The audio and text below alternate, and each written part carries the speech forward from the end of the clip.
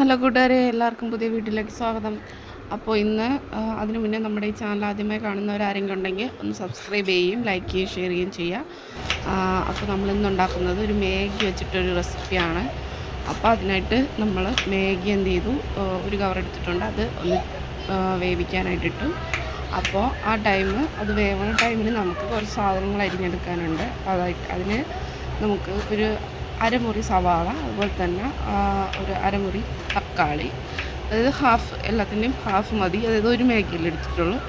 അപ്പോൾ ഇതെല്ലാം നമുക്ക് ചെറുതായിട്ടൊന്ന് കട്ട് ചെയ്ത് കൊടുക്കാം. അതായത് ഇത്രത്തോളം ചെറുതായിട്ട് കട്ട് ചെയ്യാൻ പറ്റും അത്രത്തോളം നൈസായിട്ട് കട്ട് ചെയ്ത് കൊടുക്കുക.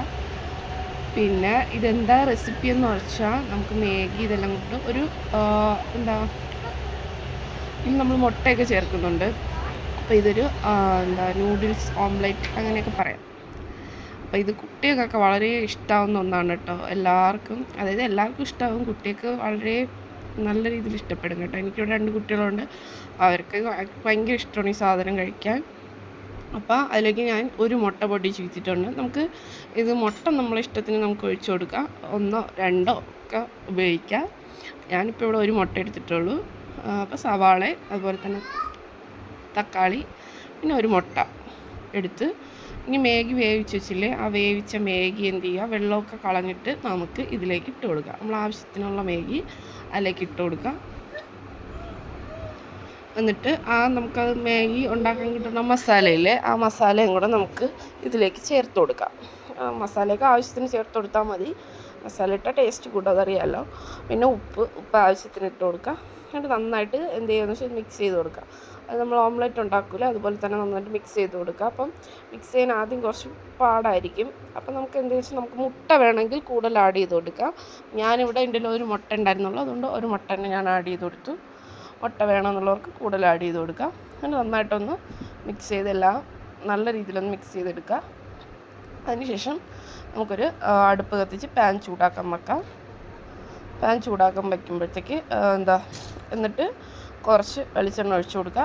എന്നിട്ട് അതെല്ലായിടത്തോട്ടും ഒന്ന് സ്പ്രെഡ് ചെയ്ത് കൊടുക്കുക വെളിച്ചെണ്ണ. എന്നിട്ട് നമുക്ക് ഈ ഒരു ബാറ്റർ അതിലേക്ക് ഒഴിച്ചു കൊടുക്കാം.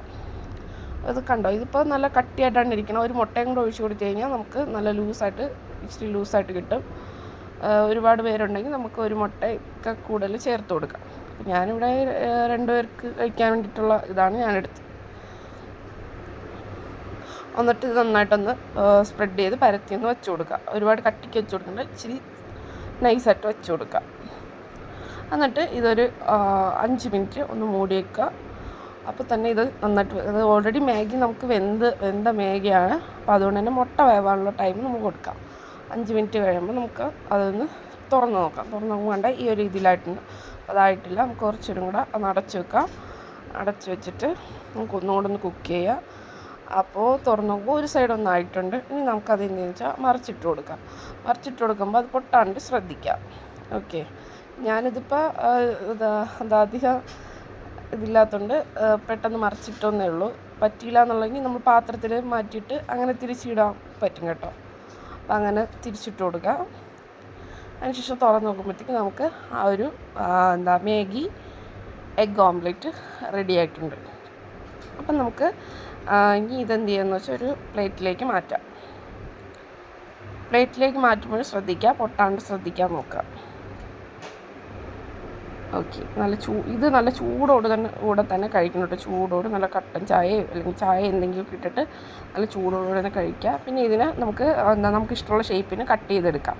അതായത് അത്യാവശ്യം കട്ടി കാണും, അപ്പോൾ അതുകൊണ്ട് നമുക്ക് കട്ട് ചെയ്തെടുക്കാം. ഇങ്ങനെ കഴിക്കുന്നേക്കാളും നമ്മൾ കട്ട് ചെയ്ത് ഓരോ ചെറിയ കഷ്ണങ്ങളാക്കി എടുത്തു കഴിഞ്ഞാൽ കുട്ടികളത് നന്നായിട്ട് കഴിച്ചോളും. മാഗി അധികം കുട്ടികൾക്ക് കൊടുത്തുവിടാം, എന്നാലും ഇത് വല്ലപ്പോഴൊക്കെ നമുക്ക് ഉണ്ടാക്കി കൊടുക്കാം. ഓക്കെ, അപ്പോൾ ഇതെല്ലാവരും ഒന്ന് ട്രൈ ചെയ്ത് നോക്കുക. വളരെ ടേസ്റ്റിയാണ്, ഞാൻ വെറുതെ പറയുന്നതല്ല, നല്ല ടേസ്റ്റുള്ളൊരു റെസിപ്പിയാണ്. അപ്പോൾ എല്ലാവരും എൻ്റെ ചാനലൊന്ന് സബ്സ്ക്രൈബ് ചെയ്യുക. അപ്പോൾ വീഡിയോ ഇഷ്ടമായെങ്കിൽ എല്ലാവരും ഒന്ന് ലൈക്ക് ചെയ്യുകയും ചെയ്യുക. Okay, by.